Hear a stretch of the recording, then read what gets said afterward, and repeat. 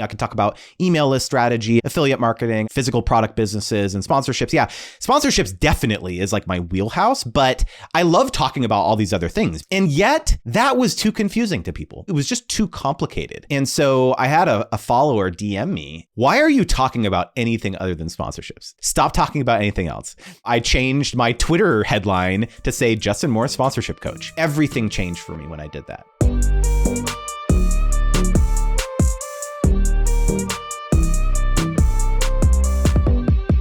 In this episode, I talked to Justin Moore, who calls himself the sponsorship coach. So we get into a bunch of different things. We get into how narrowing in on sponsorships really helped his niche. We get into him growing multiple audiences. Between a couple different YouTube channels, he and his wife, April, have well over 1 million combined followers on YouTube.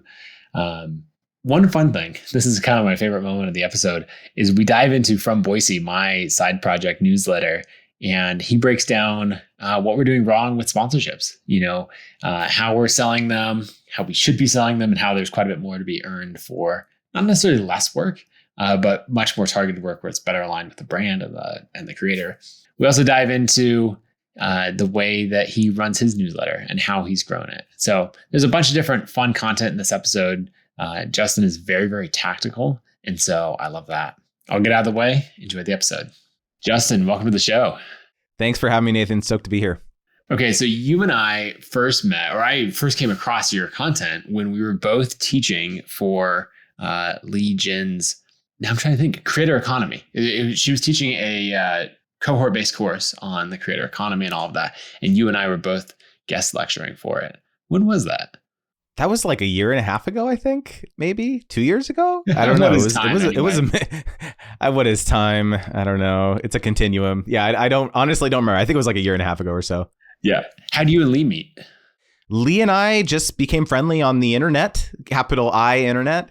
I think via Twitter. I think that I don't even know if we got on a call before she invited me to do a guest lecture. I think I've just been like very online on Twitter for the last couple of years, and just become very outspoken about this topic of sponsorships. And I guess I kind of have a somewhat of a unique perspective because, my wife, April, and I have been creators ourselves for about a decade.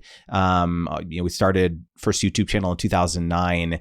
And so have a lot of experience kind of in the trenches being creators, but then I also have this other side of my experience where I've run an influencer marketing agency for about 6 years. And so it's totally a different thing to have employees run creator, it wasn't called that at the time, creator economy, startup agency type thing, but then see the other perspective of working with brands, big, larger media agencies and so on. And just convincing them hey, it's not just me and my wife, pay us, some money to talk about your brand. No, it's hey, pay me $500,000 now to work with 50 influencers. It's just a totally different perspective. And so that, I think that's kind of what she wanted me to bring to the guest lecture. Yeah. And you've got such an interesting background. So I want to dive in and talk about your story on YouTube, because also 2009, creating consistently since then is a long time. I think I've been doing the publishing content thing since 2011. And I feel like I've been doing it forever. And so you got me beat by a couple of years there. Let's just dive in there. Let's start. What made you and April get into YouTube way back in the day? Well, it definitely wasn't me. It was definitely, I was encouraging April at the time. She was my girlfriend. Well, I guess maybe fiance by that time. Before we got together, she had never watched a YouTube video in her life. And then we moved in together, and I was watching YouTube and kind of, I don't know, it was Reddit and YouTube back in the early days, or maybe E-Bombs World. It was just very early stuff.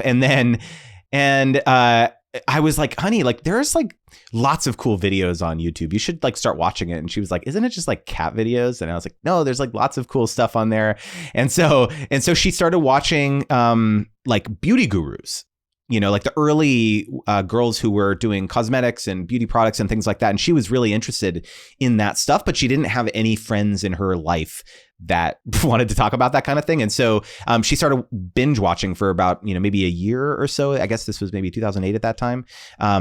And she's just kept watching and watching all the time. And I was like, honey, you should do this. You're so, good with products, like, your stuff, like you should really like start making videos. And she was like, no. And so I just kept convincing her.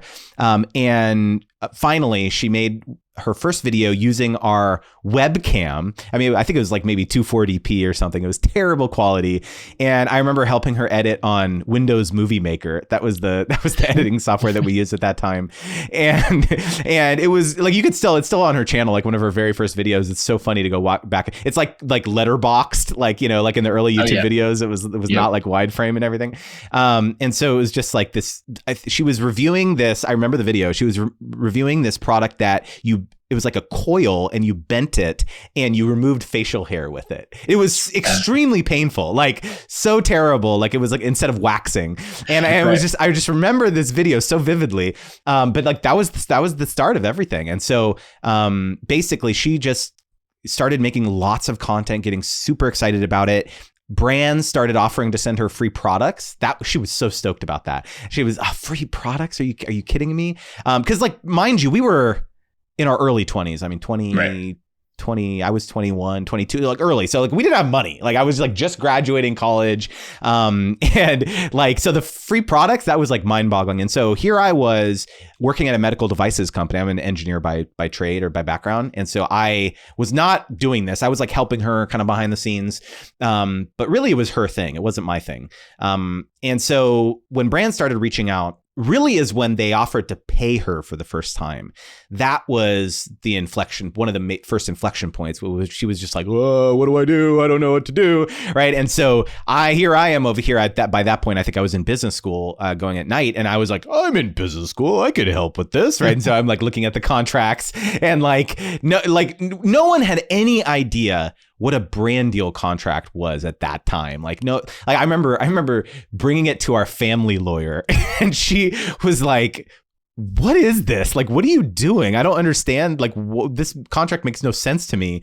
Right. And so it was just like, bless her heart. She did her best, like to help us understand, what we were getting ourselves into. But that was the early days is like, the Wild West. No one knew no one knew how much to charge. Like, oh yeah, $500 to $200. That sounds good. Right. Mind you, when we first started on YouTube, there was no partner program. There was literally no way you could make money on YouTube. It was purely a hobby. It's very contrast that with today. It's very different. A lot of creators get into it being like, I'm going to monetize. I'm going to like make money doing this. But in the early days, like that was not a thing. And so it very much evolved out of this organic love for the craft on her part, and figuring out different ways to like monetize that through brands and all that stuff was very much an afterthought in the beginning. And so the major story arc, I guess, is that she started her channel in 2009. People started getting really interested in our relationship. And so I started doing cameos. We started, a cooking channel. We started a family vlog channel. This was before we had kids. And then things really exploded for us when my wife got pregnant. And people were just so excited about the pregnancy journey and that whole thing. And so, we've shared both of our birth vlogs on YouTube, PG versions of them. We daily vlogged for over 3 years without missing an upload, over 1,000. And these are like 15, 20-minute videos without missing an upload. So we did that whole thing, which by the way, I do not recommend to anyone. That was brutal. But that really did contribute to a lot of our growth, is like that regularity and the cadence and that whole thing. And then about 6 years ago, I started this influencer marketing agency called Trending Family, where basically we saw this opening where it was like, there's all these brands that want to work with creators, but they're terrified. They are concerned that the creators are going to do something crazy and say, like swear a bunch, post something risque on Instagram, whatever, and then their brand will be plunged into disrepute or whatever. And so our thought was, okay, well, let's create an agency all around family-friendly creators. Everyone who's in our roster, everyone that you will work with, they're family-friendly, they're wholesome, they have a well-established history of great brand partnerships and so on. And so that was the wedge.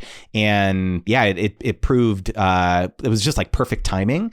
And so, have brought millions of dollars worth of brand partnerships to other creators through the agency as well. And so, so those are the kind of the two sides of my experience, and we can get into the Creator Wizard stuff later. But like that really is kind of the Jekyll and Hyde of my professional experience, I would say. I like it. So what made you go from figuring out brand sponsorships and everything for your own channels, for April's channel or channels, right? Because she has there's a few of them now. To like saying, I want to make an agency that does this for a bunch more creators. Because a lot of people are like, no, like I figured this out, like let me keep it to myself, or they would have the approach of these other like it's a zero sum game, and so these other creators, like if I help them get sponsorships, that's fewer sponsorships for me. Any of that world. What made you go the opposite direction? I'm so glad you brought that up. Well, the first reason that we went down this path is that we saw it as a way to diversify our personal family income. Mm-hmm. Because we basically thought like, okay, the likelihood of us being able to maintain our current level of influence and viewership and revenue streams and all that stuff for 50 years or 10 years even, right, we thought was quite low. Right. And so especially given that our notoriety or our influence on social media in this particular space around family is very much driven by life milestones.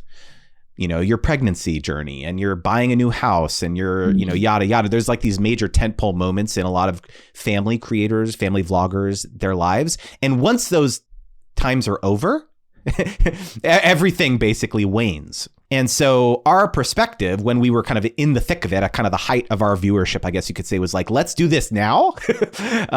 So that when that bell curve, when we kind of start riding down the lower end of that bell curve, that we'll be in a good place. And that's exactly what happened is, we built out this very robust footprint. As basically how it started is all the brands that were coming to us, we basically did the deal and then said, hey, by the way, did you know that we have this like roster, an agency? Like, do you want more creators to partner with and things like that? And so it was very much kind of, that's how everything got started. It was like I emailed like 30 of our friends who were other family vloggers at the time. And I was like, hey, can I pitch on your behalf? Like if I go out and find you a deal, like, can I like say that you're like part of Trending Family or whatever? And they're like, sure. You want to bring me deals? Sounds good. And like, that was how it started in the early days. It was like, all you needed was a landing page to say you had an influencer marketing agency. Right now it's like super sophisticated and you have a, $20 million venture backed SaaS platform with AI. You're using Watson to like, find influencers and all this stuff. And it's just like in the early days, it was like, no, made up.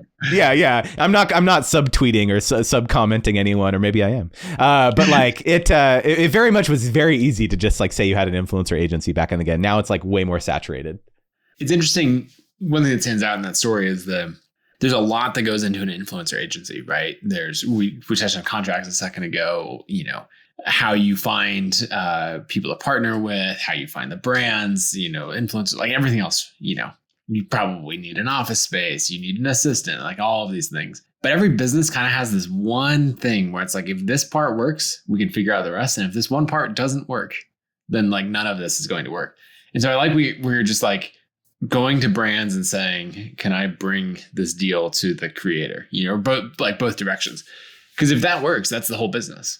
Everything else is, not to trivialize it, but everything else is implementation details. If you have this amazing pipeline of like, I can talk to all of these different brands and go to creators. And so, like, I'm just imagining those creators, if you bring them 3 or 4 deals and then you're like, hey, do you want more of this? They're like, yes. And that's a totally different thing than you going to them cold and saying, hey, join our influencer marketing agency. You just have to sign this contract. You just have to like do all this stuff. And it's just like cut through the core of the business, which is bringing them brand deals. And if you can do that well, then like the rest will work itself out. It was, the thing that was interesting about it is that we really had a leg up because we it was like instant credibility. Like when we came to people, like first it was our core group of friends and they were like, of course, sounds good. But like anytime we went outside that and we had to like find other creators, for these new opportunities that the brands were asking us for, we would basically just say, hi, I am Justin from April Justin TV, right? I would link the channel. Right. And so like immediately they would click on it and be like, oh, this person knows what they're doing. Like clearly, like this is not just some random person who wants me to like, because that happens. Like we get reached out to even today all the time being like, hey, join this new platform, all this stuff. And it's like random person we've never met. And so it was like that stamp of credibility in the beginning when we were able to say, hey, we know exactly this pain point. It's hard to find, great brand partners. Right. We've worked with them, this type of thing. So that was like that drove a lot of the early traction and a lot of people kind of to like agree to work with us. The other thing that I would mention here is that one of the messiest parts of running the agency over the years has been the fact that we do not exclusively manage anyone. We are not talent managers. Right. Our customer is the brand or the agency.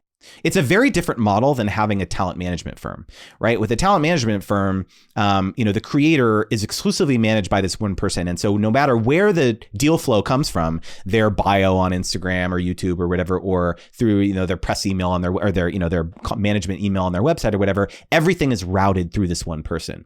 But with creators, the vast majority of which don't have managers, by the way, it's so different because they could have opportunities coming at them from a million different directions.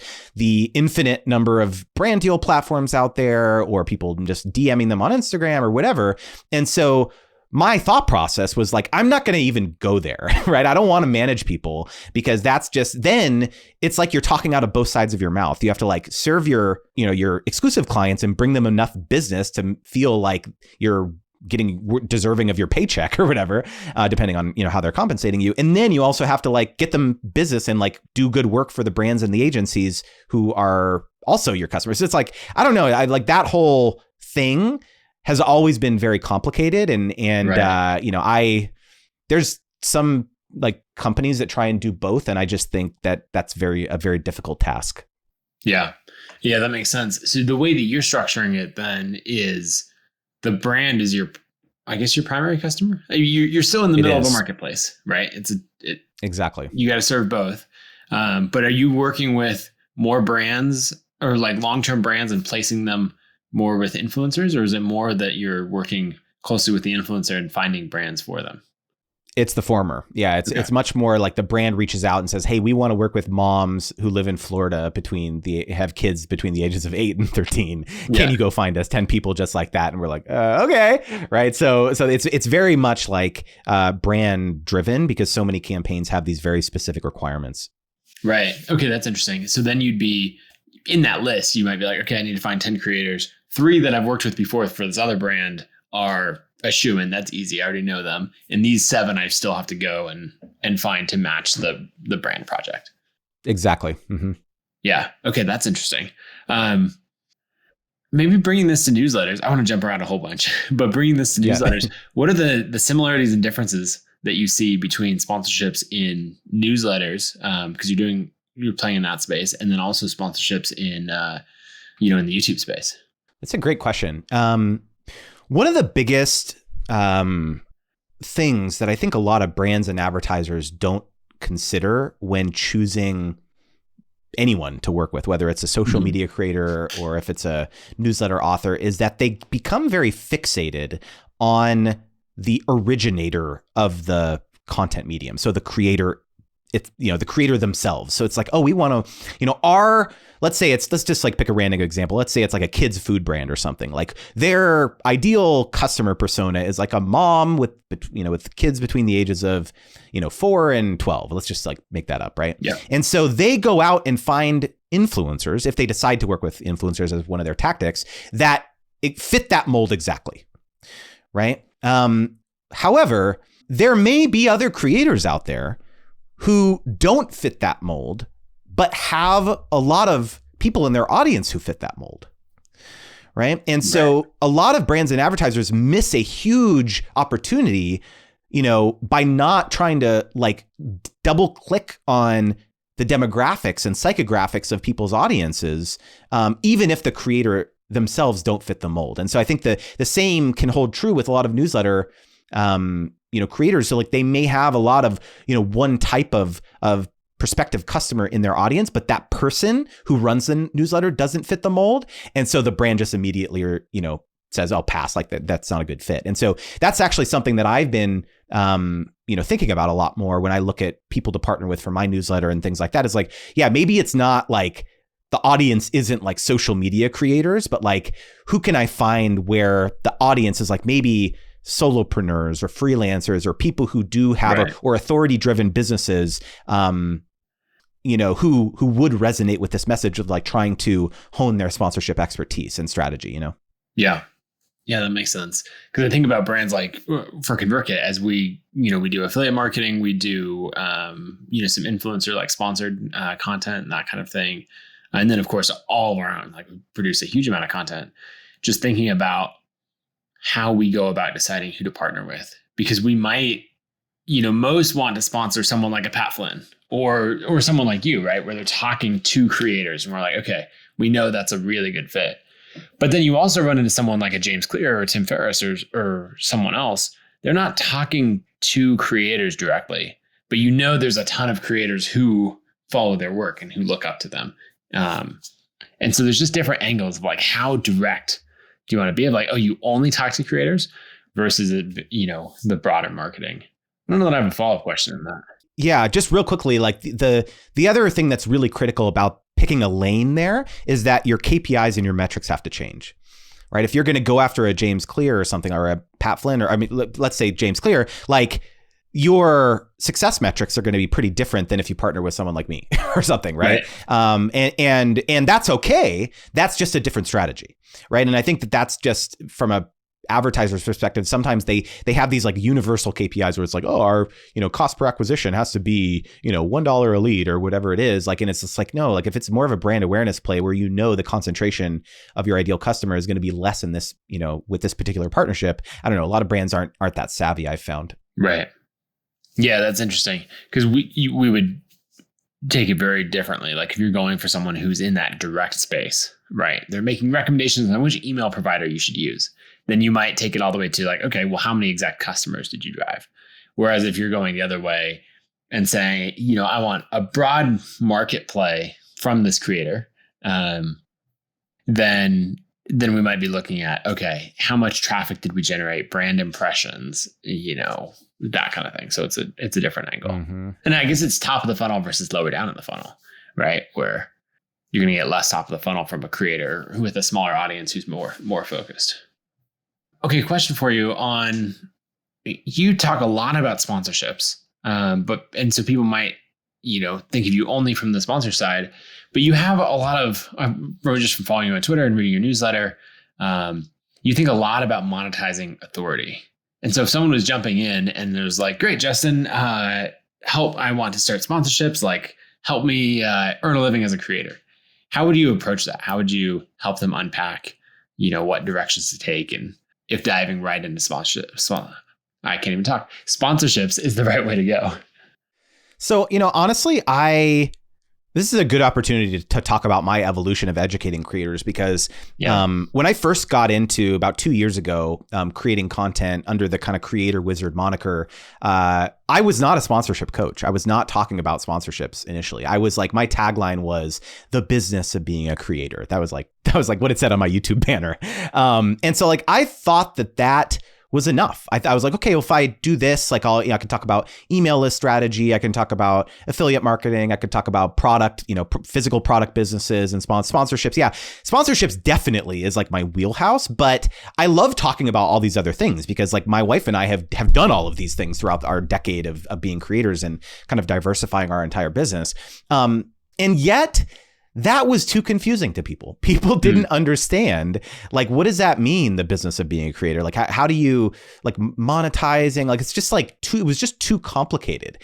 And so I had a follower DM me about 6 months ago. This is very recent, and said, why are you talking about anything other than sponsorships? Like, clearly, this is your expertise. Stop talking about anything else. And I was like, hey, that's a good idea. And so 6 months ago, I changed my Twitter headline to say Justin Moore, sponsorship coach. And everything changed for me when I did that. I had been running a cohort-based course all around the topic of sponsorships. My cohorts have exploded since doing this. It's just like, I look at this idea of being a sponsorship coach as a Trojan horse, because I love talking about all these other things. And in fact, when people get into my courses and they get into the Q&A sessions and the office hours, and when people hire me for one-on-one consulting and things like that, we ultimately do talk about a lot of these other subjects, in terms of other avenues to monetize as a creator. But it's all about sponsorships is the number one way in which the vast majority of creators make their income. And so that is at the forefront of pretty much everyone's minds. It doesn't matter if you have 500 subscribers on YouTube or, 100,000 on YouTube or on Instagram or TikTok or Twitter or wherever. Sponsorships is like the most obvious thing. Like, hey, this brand will pay me to talk about them on my platform. And so like I have found, and it wasn't strategic. It was very much kind of like accidentally, that leading with sponsorships is like, hey, I will help you do this very easy to understand thing that has allowed me to talk about all these other things that I also enjoy. Right. I mean, it's the idea of having a wedge that you're trying to drive in. So it's like, I guess the difference, I grew up in the mountains, right? And so we split lots of firewood. And so like, imagine trying to split wood with an axe with like a, nice wedge shape versus splitting wood with like a mallet. That's like, if you're trying to hit everyone with all of this at once, you're like, look, I can help you with, how to build an authority, how to monetize. We can talk about courses. We can talk about sponsorships. We can talk about all of these other things. And people are like, I don't know. The guy just talks about everything, and then you're narrowing it in and you're saying, okay, fine. Forget all of that. I'm here for sponsorships. And then that's the wedge that you drive in. And that's what, attracts people, knows what they're about, and we can go Justin Moore, sponsorship coach, instead of like Justin Moore, the guy, if you're a creator, he helps you make more money, which of course we come up with a better pitch. I'm just joking. But, and then when you get in there and have the conversation, then like you could figure out sponsorships, which brought them in, and then figure out like, oh, and hey, you should actually do a course as well. You should do some of these other things in addition. So I love that. I mean, that's what we did with ConvertKit, of narrowing in on, professional bloggers as our first initial niche to build traction. Well, the other thing too, is that I think a lot of, you've heard the cliche, like, oh, double down on a niche, like everyone says it, right? But the reason that I think most people do not do this, it's a very important thing to understand, which is that they believe that they will all of a sudden constrict their amount of opportunities and the types of content that they could make. And they will feel like they're just like this one trick pony that's all they're ever going to be able to talk about is like this one thing. And they just feel like they'll be pigeonholed. And actually, when I really doubled down on this sponsorship niche, all of a sudden I was like, I can think of 1,000 videos to talk about on this topic. Now that I know this is my only focus. Right. Before I was like, oh, I'm going to talk about email lists. I'm going to talk about this and that. And like, I don't know, where do I like focus? And then I would like, oh, I'm going to look at my YouTube analytics to see like which ones people are looking at the more. And then I'll make more of that content. And it's just like, I get it, because people feel like, oh, I just want to be able to, like the other thing too, is that they're concerned that they'll limit their amount of partnership opportunities, especially with respect to brands, right? Because it's like, oh, like I should be a lifestyle influencer because I could talk about travel and I can talk about food and I can talk about fashion and all this stuff. And like, okay, congratulations. You are now one of a million other lifestyle influencers who are talking about the exact same thing. But like, no, when you say that, like, I am a food blogger that only talks about, celiac disease or something, right? Like you are going to get opportunities, way more opportunities than random food blogger X, because now, yeah, you may be, working with mainly gluten-free brands now, and that's probably a good thing, but like everyone's going to want to come to you then because you're the person for that. Right. And so I look at it the same way for my business, that like now anytime anyone on Twitter basically says like, oh, I'm having issues with sponsorships, I get like 10 people tagging me, talk to Justin, talk to Justin, talk to Justin. Right. Because it's like now everyone puts me in this box and I'm cool with it. Like I'm the sponsorship guy. So yeah, tag me. I love it. Right. But then if someone is like, oh, how do I make money as an entrepreneur? People are like, there's just a bunch of answers, right? It's a generic thing. You can't tag in one person. Whereas like, imagine what you're doing is pretty great for both, coaching opportunities, newsletter growth, Twitter follower growth, and all of that. it is pretty great when you click into a thread. Someone's like, hey, who should I talk to? Or what product should I use? And like 8 of the recommendations are the same, Yeah. which is it's pretty awesome. And you're like, yes, the brand is working. This effort has been well spent. You know what the funny thing is that I also feel like I've like dialed into kind of a white space because I have never seen anyone call themselves a sponsorship coach. Like I've seen people who are talent managers or people who run agencies or people who do other types of coaching, life coaching, career coaching. Yep. But I've never heard someone call themselves a sponsorship coach. And so like there's also a novelty aspect to it too, where someone reads that in my, like, let's say Twitter headline and they're like, what is that even? I don't understand what that is. I'm not a manager. Like I'm very clear. Like right. You can't retain me. I'm not going to like negotiate all your current deal flow. No, I'm going to teach you, right? I'm going to teach you how to do this. I'm going to teach you how to fish. And that was the one element that was always missing from my agency, where it was like, I was basically like killing fish and like putting it at people's doorstep. And I felt like for a while I was like, oh, that's cool. You know, like I'm helping, you know, people with their livelihood and all that stuff. But like, it's really when I like realized that how much more I enjoy teaching people how to do it, that's when things changed. Yeah. Yeah. I like that. Okay. Well, let's dive into a teaching example. We could do I guess whatever makes it tactical. Like if there's an example that you want to share of, you know, walking through a brand, we can anonymize it in some way of like some of the principles that you've used.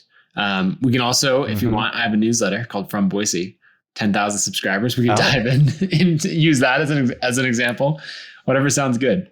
I love tactical stuff. So let's go with your newsletter. Give me the business case and let's workshop it. Yeah. Okay. So From Boise, it's a year old now.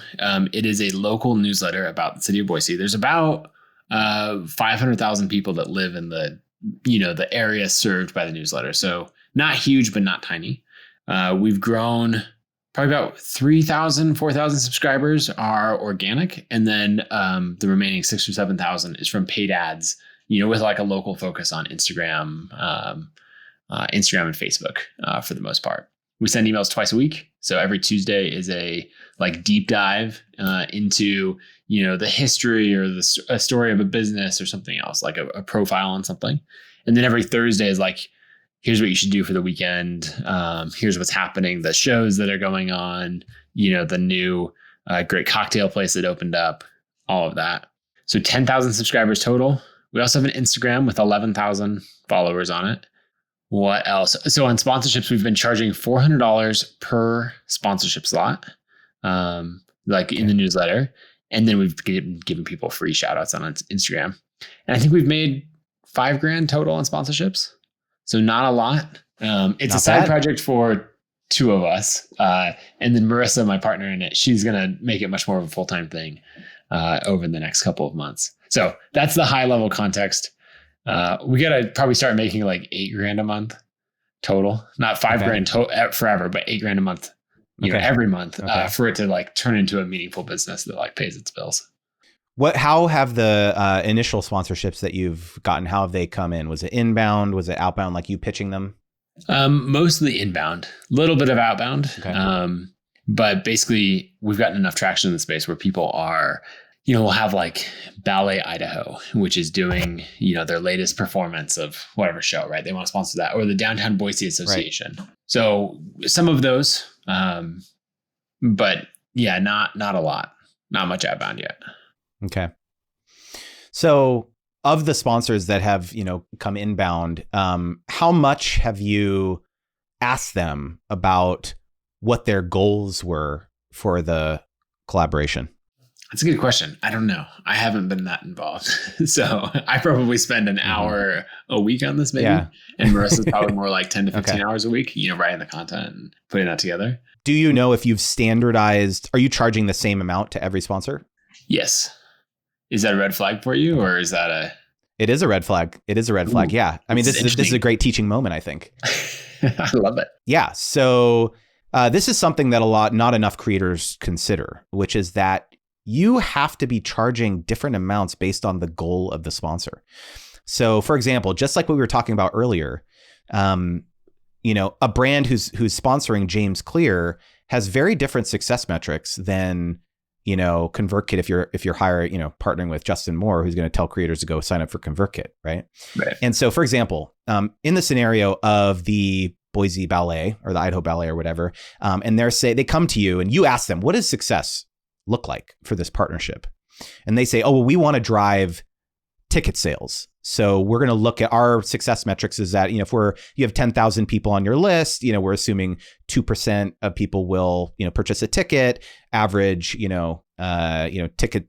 I don't know. I'm making numbers up. Yeah. Let's say it's $100 for the ticket. Then, that amount of money that we're going to drive from this sponsorship of one single email blast from your newsletter, that's the max we can pay you because that's the ROI that we're looking for. This is a conversion focused campaign. Mm-hmm. Contrast that with if they said, hey, Nathan, we're not really we just want to get the word out there that the ballet is back open, the mask mandate is lifted or whatever they say. Yeah. We just want to get people starting to think about coming into the ballet again. And we're not really looking at ticket sales as our primary KPI here. Then your pricing should be very different. That is a brand awareness campaign. And that, person who's working at the Boise Ballet does not have their boss breathing down their neck and being like, how much sales, how many tickets did you bring in from this newsletter sponsorship? Right. And so this is one of the core things that I teach in my course is that the number one thing that you have to be asking brands when they either it's inbound inquiry or you're reaching out and pitching them cold, that you have to understand what their success metrics are, because you cannot provide to them a compelling proposal if you don't understand that. So for example, in the brand awareness side of things, if they came into you and said, hey, this is a brand awareness campaign, and they had just started inquiring about the newsletter, then your pitch should not just be, hey, I'm going to do this one newsletter blast. No, your pitch is now, hey, we have this Instagram with 11,000 followers. We can do Instagram stories. We can actually create some compelling content that you can repurpose on your Instagram or on the ballet website. There's all these other things that we can do from you because we understand Boise. We understand what makes them tick. We have 10,000 readers. They respond to us. We have our finger on the pulse of the community. Hey, we hire us for a consulting session because, we have some ideas of where else you could advertise, in Boise, yada, yada, yada. Right. So that's the proposal. It's not, hey, just one single insertion in our newsletter. Right. Oh, that's such a huge difference. I'm also thinking about, since we don't know their goals, right? We could have pitched something for an entire year. Like, hey, why don't you become our headline supporter for the whole year, And instead, I think we pitched a 4, or on the site, there's a 4 sponsor package and they just bought that, which was better than 1. But so this is the other thing is I always joke. I say okay, I tell creators, open up your media kit and take that page that has pricing in it and drag it into the trash. That is the very first step that you should when you because every deal is going to be different, like we just discussed. Right. So basically what you're communicating to the brand when you send them your media kit or drive them to your place on your website where you have your sponsorship packages is you are saying, hey, brand, here's this tiny little box of how you can work with me and I'm going to stuff you in it. Right. Right. And the brand, does that feel good to the brand? No, that doesn't feel good to the brand. The brand is oh, okay, I guess I didn't have that. That's not really what I wanted, but I guess they're saying that's the only way I can work with them. Right. Contrast that with hey, what are your marketing objectives for this year? Wow, this person cares. I want to pay them a lot more money than I was initially expecting. Right. Yeah, that's interesting. Have you found anything in size of audience or that kind of thing where things start to change? Maybe it was with YouTube channel as you crossed 100,000 followers or subscribers or more. I'm kind of wondering that from the newsletter side because we just crossed 10,000 subscribers. And so it feels okay, now we've got a bit of a bigger audience. Maybe we have more to offer. Yeah, I mean, for sure. I mean, there's definitely brands, and advertisers out there who still have a very traditional top of funnel mindset is even for the agency, they'll come and say, we want to make sure everyone has at least 100,000 followers on Instagram or something like that. Right. It's just this arbitrary milestone. Oh, we want to work with mid-tier influencers, or if it's a mega influencer, they have to have 1 million. It's completely arbitrary. It makes no, not even talking about the fact that you line up 2 people with both have 1 million followers and one has gets 100 likes on their Instagram photo and the other person gets 50,000 or something, right? It's that exists, right? That chasm. And so that's not even accounting for that point. But it's I don't think of it as a follower count thing. I think of it as a content niche thing. So for example, that's why like doubling down on something is so critical, because I only have 3,000 creators on my newsletter right now, but these are 3,000 creators who are business minded. These are not random people who are having fun on TikTok. These are people who are like making money, what are consciously trying to diversify their revenue streams, make more money. It's like a very different, it's a specific psychographic type of creator, right? And so like I am going to charge a premium for access to that audience. Yeah, I just sold through a $2,000 sponsorship. So you have 10,000 people on your newsletter. You just charge them $1,600 for, what was it $400 per placement you said? Yeah. Exactly. So it's like I have a third of the audience and I charged about the same, right? So I think it really, and so I would suggest to you that like, there's not a lot of like Boise focused newsletters that people can advertise to. So the other thing too is like, we're getting into like, like maybe something that's like a little bit too in the weeds here, but like there's this concept called your BATNA, right? Your best alternative to a negotiated agreement, right? And so it's like, if the ballet was not going to partner with you, what are their alternatives? They're going to go out and do radio spots, or they're going to, partner with the Penny Saver, the magazines. They're going to partner with billboards and bus benches. It's like, right. So it's like, as a creator, you have to be thinking like, if they aren't partnering with me, where are they going to go? Right. And so it's just like, once you realize like you have a very prized asset here, like, especially if it's conversion focused, people are like, it's attributable, right? People could say, hey, we partner with From Boise and, we got this many ticket sales or this many signups or this many downloads on our app or whatever. So it's just like, in my unsolicited, well, this was solicited actually. In my solicited professional opinion, you are vastly undercharging for the asset that you have. And so like that's the most important thing to think about here. It's not about audience size. It's about like it's the type of audience and how you're able to illustrate that to a brand that's like a much better investment than their alternatives. Right. Well, that's interesting because I think most people would hear the pricing for the newsletter, say at the $400 and be like, oh, you're undercharging. And then the creator would be like, okay, let me go raise that to $600. And what I hear you saying is like, oh God, no, like that is not at all. You need to delete the price. And then you need to have a conversation about like, what's your goal? What are you doing with this campaign? How can I do it? And then come up with something custom for each one and price it differently, based on the exact offer. Yeah, 100%. I mean, like, because at that point, when you have the conversation, maybe your introductory tier, they told you their budget was like $2,000. Okay, yeah, like maybe that's package 1, but then package 5 is like $50,000. Right. Right. And that's going to include consulting. That's going to include, strategy work. That's going to include yada, yada. Assuming you want to do that as a creator, but like it just explodes the top end potential for your income streams when you like, just again, like get out of this mindset of like it being this very transactional thing. And I always say like, you're not just a creator, you're a consultant. Right. You can help the brands accomplish these much more ambitious things. Because the other thing too is that like a lot of creators think that like, oh, I just have this like little platform here, and I've got this many followers and all that stuff. But like, no, like you have an expertise. You have illustrated to a brand that like 10,000 people, 10,000 engaged Boise residents, like you have their ear. Like that's a very valuable thing, right? And so it's not. You have, what I'm hoping creators listening to this are hearing is that you have a tremendous amount of expertise. So maybe you don't think 5,000 followers on TikTok is a lot on the grand scheme of things. But if you live in Philadelphia and you go and you pitch the local Philly cheesesteak shop, sorry if that's like a stereotype. Like if you pitch that local shop, hey, I'm going to help you with your TikTok strategy. And I'm going to help drive more foot traffic into your 5, locations all around Philadelphia using TikTok. Like, they're going to look at your TikTok and be like, wow, this person like knows what they're talking about. They have 5,000 followers. Like that's impressive to them. And you see how the pitch is different. It's not, hey, let me talk about your Philly cheesesteak shop on my TikTok for $500. It's like, no, like, let me help you grow your presence. Right. So it's a completely different pitch. Yeah. I'm thinking of all kinds of things now that we could do. And then the other thing is that just from the effort perspective, because on one hand, you're like, oh, it'd be so easy right now. Someone can just go on fromboise.com and say sponsor and they can just buy it. Right. And that's so easy. But then the other side that could be so easy is what if instead of having to work with, 50 sponsors for the year, you could work with 3 because, instead of paying $400 or $500, they're paying $20,000 or something to do this big package. So it's a complete reframing of how you're spending your time. And then you get back to focusing on content, right? Because it's like, okay, I have these 3 sponsors locked in. They've got it all covered. And I'm not scrambling every week to find somebody else.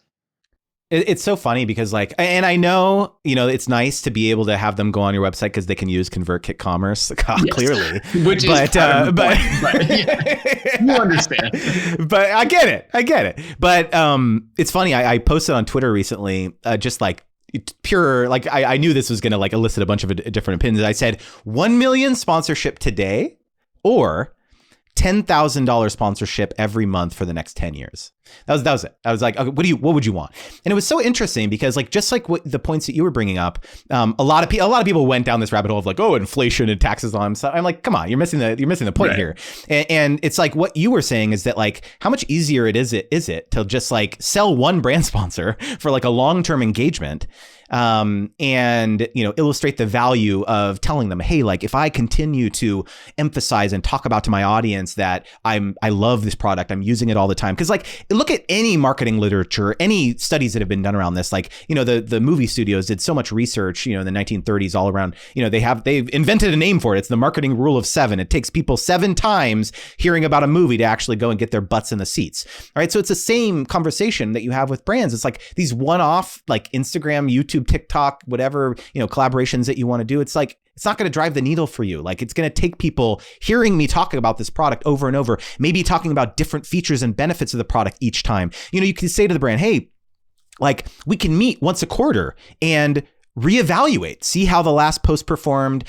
I'll look at my audience, like the comments that people left, and they said, oh, I wish you would have like talked more about this aspect of the product or this aspect of the service. Use that as your next content idea, right? You tell the brand like, hey, people were saying this, like, and then, maybe it's a seasonal promotion now. So again, like it's all about a conversation and educate. Not enough creators want to do the work to educate the brand. That's what it comes down to is like, it's like, just pay me. Like give me the creative brief. Like I'll just talk about it. Right. But it's like, I don't think creators can quite understand how much money you can make if you just even act like even a little bit interested in what they're trying to, what their business objectives are. And like your perspective will change entirely. Well, that's interesting. I could like switching hats and from like the person running the side project from Boise to the person running ConvertKit who has lots of brand objectives and, all of that, right? If we did a sponsored deal with a creator and then they came back and said, here's how it went, how we performed against your goals. And here's all the feedback. Here's like the word on the street of what everyone was saying they're like, oh, I was thinking about using ConvertKit once, but, then I decided it was too much work to switch from MailChimp, so I never did it again, right? Just as an example. If the creator comes back and says like, hey, we did all this stuff and I learned these 10 things about your market from doing it, we would be like, this is amazing. Let's work with you more, right?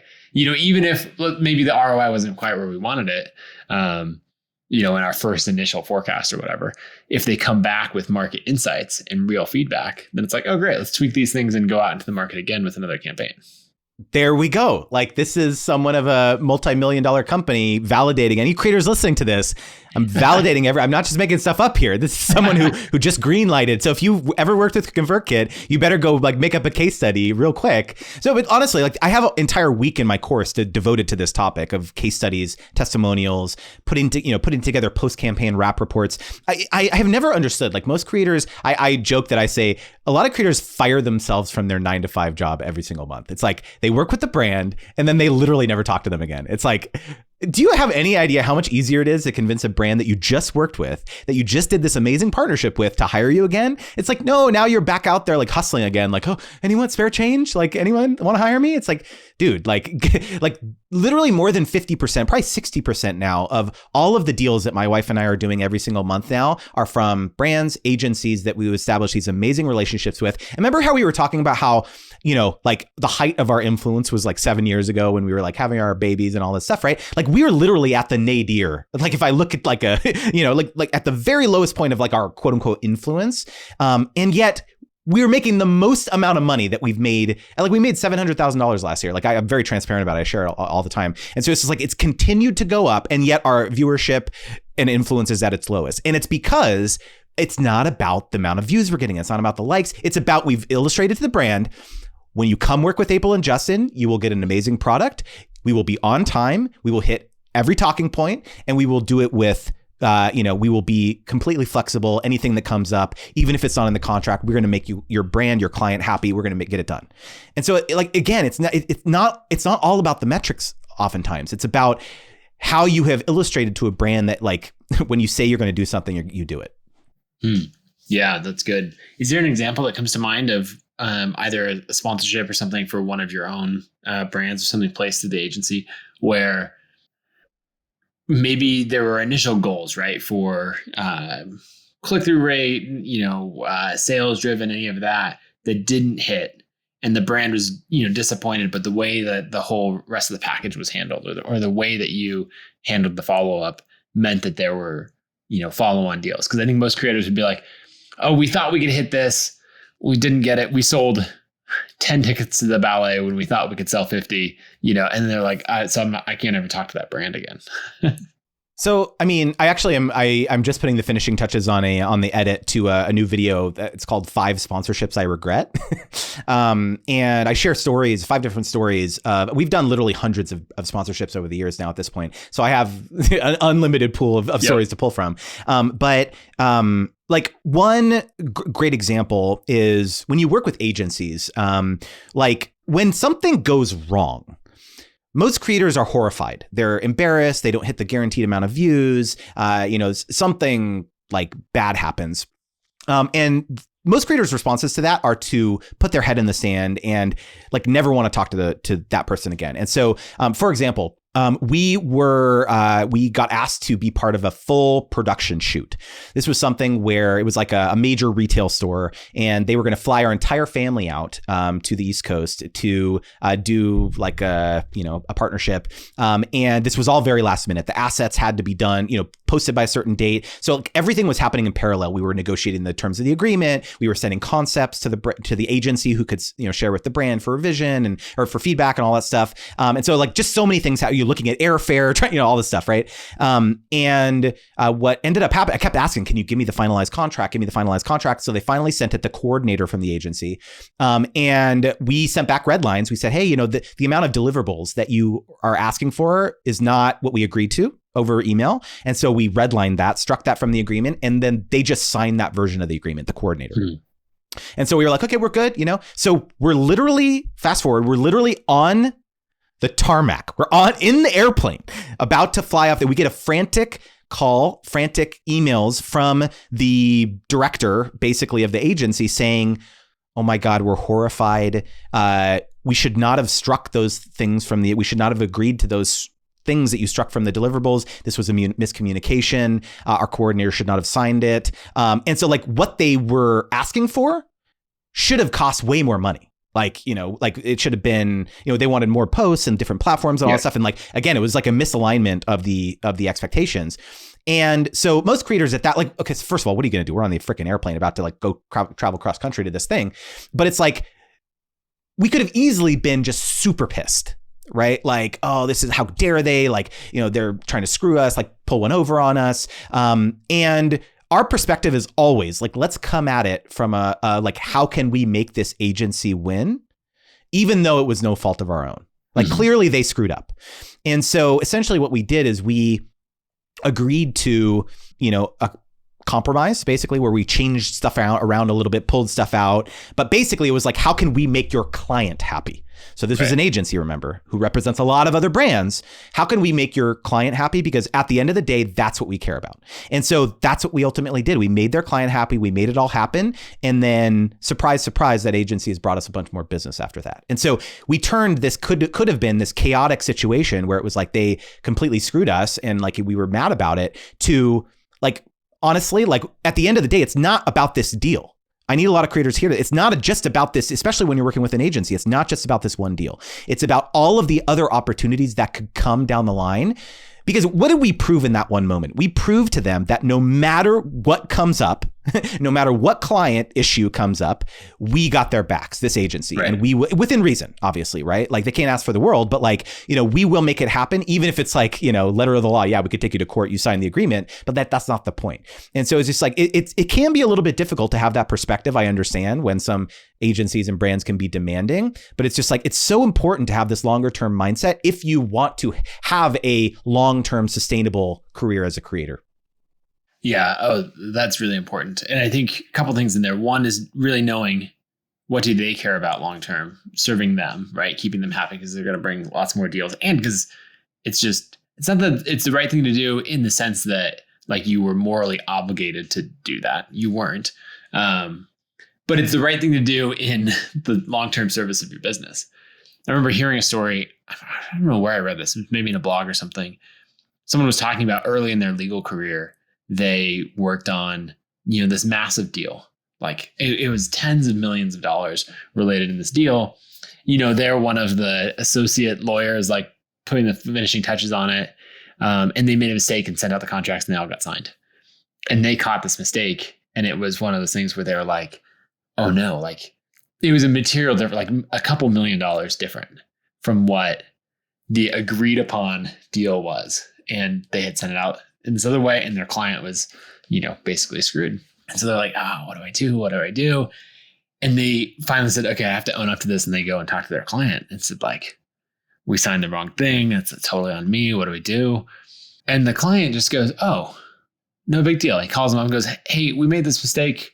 It's off by $2 million. Can we, is it cool if we send over a new one? We sign it all to the original thing that we all expected. No, they're like, yeah, totally. Because everyone's working together for so, like there was nothing of like, oh, I've got them, like we just made an extra 2 million on this deal or something else, even though it's huge amounts of money. Everyone was just like, yeah, we've worked together for years. We're going to work together for years. And so we'll nullify that agreement, send over the new one and move on. And if you just have that approach of like, do right by everyone, be chill, think about their long-term goals, then there's so much good stuff that'll come. I have a good book recommendation if anyone's interested in going deeper on the subject. It's called Negotiation Genius by Deepak Malhotra. He's like I think a Harvard Business School professor or something. But it's like really interesting because like to that point, there's so many different strategies that you can employ no matter what like situation you're in with a negotiation. I've like done so much research about this because I want to like really make my course the course all about sponsor negotiations. And there's this concept that like when you are, let's say you're in a job, like a salary negotiation for a full-time job or something. And the employer basically says, hey, we're going to offer you the rate, but I'm just like going to tell you right now, like we cannot, we're going to offer you the job, but I'm just going to tell you right now, like we cannot, we offer everyone this entry level salary, we can't negotiate, yada, yada, yada.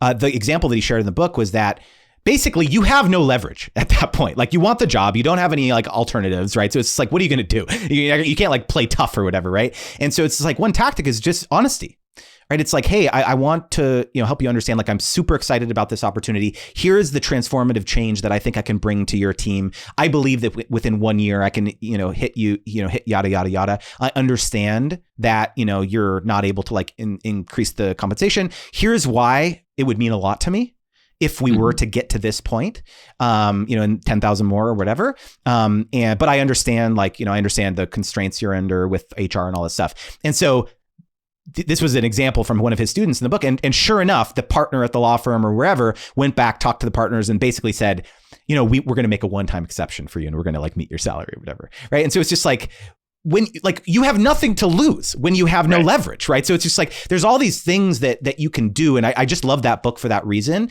Is because a lot of people think that it's like, oh, let's just like split the difference. I'm going to tell them 2,000 because I really want 1,000, and it's like they're going to give me 1,500, right? So it's just like it's so much more complicated than that, and there's just all these psychological things that you need to think about when you're negotiating with partners. Yep. I like that. Okay. So we'll definitely subscribe to your newsletter to check in on that more. Speaking of your newsletter, you did this great Twitter thread, all of 2 weeks ago, something like that, of hitting 3,000 subscribers, and which I want to dive into how you grew the newsletter and all of that, because you have these different worlds, right? Of, really large YouTube audiences on different topics, and then now going very niche with a newsletter about sponsorships, about like running a creator business.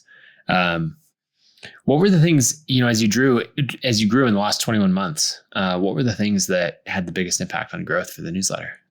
Yeah. So, I mean, surprise, surprise, talking about doubling down. Like when I first started the newsletter, I had like a zillion different lead magnets. It was like a pricing checklist and like a, glossary on influencer marketing and terminology and like, money management tips and like all this stuff. Cause that's what I thought I needed to do. Right.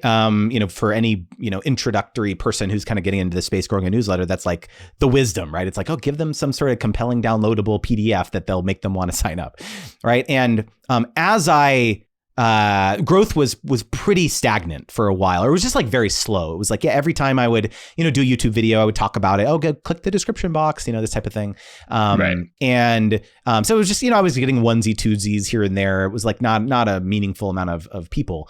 But then I started like realizing, I was looking at my inbox, like with my wife and I, and we just get so much inbound opportunities. As well as stuff through the agents in my agency, that I was just like, we just cannot do it all. And also there's lots of opportunities that are just like at a lower threshold of like something that we wouldn't do for, a couple $100 or whatever. But like a couple $100 is like meaningful to a lot of people, right? Yeah. Especially people who are at the outset of their journey, right? And so I was just like, what if I just like took these links, these application links, or if I emailed them back and be like, hey, we're not interested, but like, or do you want to like connect with other creators? Kind of the same thing I was doing with the agency, right? Almost. And basically say, hey, like I'll include these in my newsletter. And so I started including these as like a little bonus section in the newsletter of like, hey, these are like actual brand deals you can get. And people just like went crazy. They were just like, what? Like you're sending me brand deals now? Like this is insane. And so I just made a hard pivot, and I was just like, I'm not going to like do any lead magnets. I'm not going to do anything. I'm just going to like send you sponsorships. Right. And so it was just like, ever since I did that, it was like very obvious. It's like, what, you don't want to sign up for my newsletter where I'm like sending you paid sponsorship opportunities? Okay, fine by me, but like you're going to want to sponsor. So it's like, it's almost like a like take it or leave it type of thing. Right. And so I have people all the time say to me like, I cannot believe this is free. In fact, I just got off a live debate that I did with Jay Klaus and Jordan Godby about this very topic, free versus paid newsletters. And we were debating this like very topic is like, people are telling me like you should be charging for this, or like may have like a version of it that's paid or like whatever. So it's like, it's very valuable stuff. And like, that was really the inflection point, as I went from, again, like make all these ways to make money as a creator to like, no, brand deals. I'm gonna send you brand deals.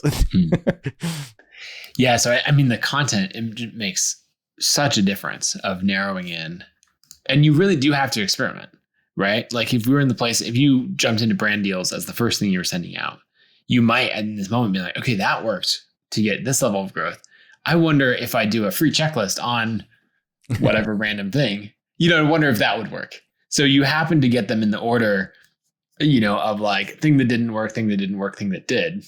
So I have, to that point, I have a grand master plan, which is that I'm a big fan of disruption in the sense of like what everyone else is charging for, I'm going to give away for free. Mm-hmm. So I've used that model with the newsletter. I've used that just with like free advice in the early days when I was trying to build my credibility. I was helping people with DMs. I was jumping on Zoom calls to help them with negotiations. Like that was like in the early stages of like proving my credibility and my expertise to people who didn't know me from April Justin TV. Right. Because like literally 99% of the people on my newsletter have no idea that like, or like didn't find me from that. Right.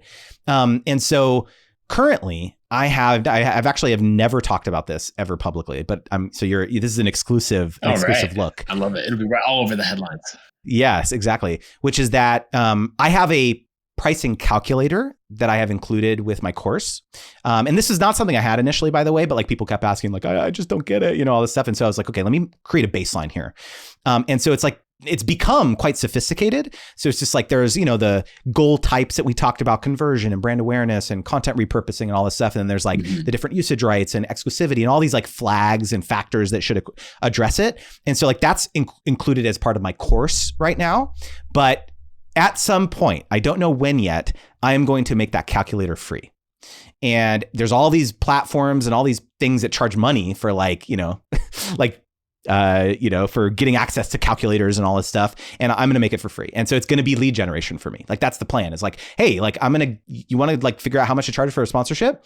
Here's my calculator. And if you really want to like understand like how to charge way more, take my courses, or, hire me for consulting or something like that. Right. So that's like I'm going to take that principle with everything I do. I'm going to just make it free. I'm going to and then if you want like heightened, help with this, then yeah, take my other stuff. So again, part of this comes from the fact that it's not my only revenue stream. Like we go back to this whole idea of diversification. Like my wife and I have a very robust business doing this ourselves, right? And so it's like I view this Creator Wizard project very much kind of like a skunkworks, where it's just like it's become this bigger thing. But like in the beginning, I didn't think of it as like, oh, I need to like make money from this. This could become something.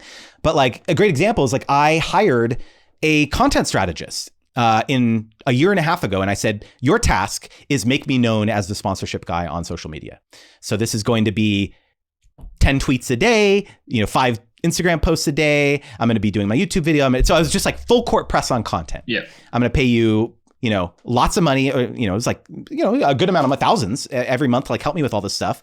And I didn't have courses. I didn't have any way to monetize it. And yet I was like, all this money going out of my pocket. And so to your point, like the newsletter, I pay someone $2,500 around to help me with the newsletter every month. And now I'm monetizing it on the back end with courses and consulting and stuff like that. But like, these are all, it's a free newsletter, right? So you could easily look at that as a creator. It's like, oh, I'm losing all this money. But like, if you have a larger strategy in place behind why you're doing what you're doing, and you have conviction of like knowing where the business is going to be, I'll make that risk. Like I'll make that investment all day long. I love that. I think that like the master plan, the long term of ideas of, here's how we're going to win or whatever else. I'll always think back to Elon Musk's, like, I think he just calls it his master plan for Tesla. Yes. It was basically like, we're going to make a super expensive car to like figure out the tech. Only a few people can buy it, but like it's small production. We can figure out the tech. Then we're going to mass produce this. Then we're going to make a really cheap one. And then, and like often your business plan can be, I don't know what his is in that case, like 200 words, 150, it doesn't have to be a lot. And so if you break it down and say like, okay, I'm going to take this thing that everyone else is charging for, I'm going to give it away for free. And then I'm going to grow the newsletter to this. And then I'm going to monetize it in this way. And like, just kind of write that out. And you can be wrong. That's totally fine. Right. We see the master plans where someone's like, wow, that was perfectly executed and they were right. But it's better to at least write something down and then report back on it or test your hypothesis and be like, oh, I was wrong about that part, but the other steps were all correct. So I love that you have that mapped out. And it's even broader than that, which I haven't even talked about, which is like those of you who are watching on YouTube, but like I have this little black rectangle behind my shoulder here, and it's an LED ticker where I could put like custom messages on it and stuff. And so I have created this new mission for myself that I'm going to be helping creators big and small land 1 million sponsorships by 2032. So in 10 years. And this box is going to be my McDonald's hamburger counter, where it's going to be a running total of all of the sponsorships that I've helped facilitate. And so now all of a sudden, this is a massive North Star for me to help figure out my business, right? Because now, like when I think about the products in the core, like this can't just be me. I can't like help facilitate 1 million sponsorships. So this means training new sponsorship coaches. This means different types of products to help, creators at different stages of their creator journey. This means, the other very interesting thing is I made it very intentionally 1 million sponsorships, not I'm going to help 1 million creators. Because if I wanted to help 1 million creators, I would make my course $50. Probably, right? But it's much more interesting to me to help one creator get 100 sponsorships, because that is how you create a sustainable career. And so it's just like, it's very intentional. Your words matter, and the mission really matters because it informs everything about your business. I love that. Okay. So if someone is one of those creators who's like, okay, sign me up. I want to be part of that, yes, help me get 100 sponsorships. Where should people go to subscribe to your newsletter, follow you on Twitter, all of those things, get your content? Yeah, so there will be a dedicated landing page, TBD, for this challenge, the Million Sponsorship Challenge. So I can't share it yet because I don't have it yet. But the best way to just like stay updated on everything I'm working on is just to join my newsletter. It's creatorwizard.com/join. And like that's if you want to get sponsorships, you want to stay up to date with all my my content. I'm pretty much at Creator Wizard everywhere on social media, YouTube, Instagram, TikTok, etc. And yeah, I'm very online on Twitter too. So if that's your thing, definitely join me there. But yeah, man, this has been a blast. I really appreciate you having me, and I'm a big fan. This is definitely a fanboy moment to be on the podcast. So I appreciate everything that. I honestly, like, you did not pay me to say this, and maybe you want to pay me afterwards, but like ConvertKit, like really, ConvertKit really has like had a very profound impact on this next chapter of my life and my business, and has given me a lot of purpose and excitement around owning my audience. Of like, I'm no longer renting an audience on these platforms. It's like, no, every time I want to like talk to these people who have said that they want to hear from me, I can do that. And that's just like been even 10 years into it. That's like a profound shift in like how my wife and I have thought about our business on social media. So thank you, man.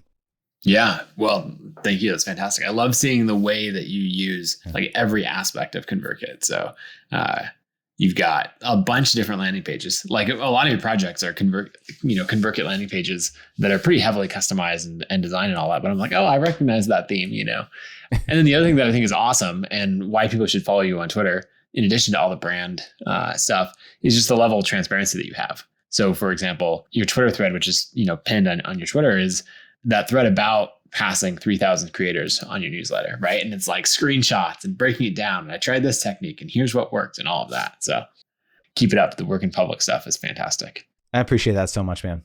Sounds good. We'll leave it there. Justin, I'll catch you later. Yeah, it sounds good, man. Thanks again.